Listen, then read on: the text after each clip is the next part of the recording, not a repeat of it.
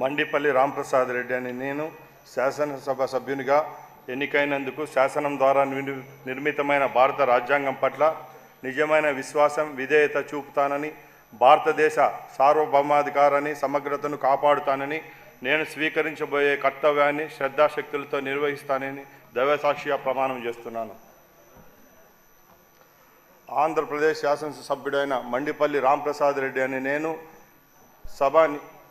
సభా నియమాలకు కట్టుబడి ఉంటానని, వాటిని అనుసరించి సభా మర్యాదలను పాటిస్తానని, సంప్రదాయాలను గౌరవిస్తానని దైవసాక్షిగా ప్రమాణం చేస్తున్నాను.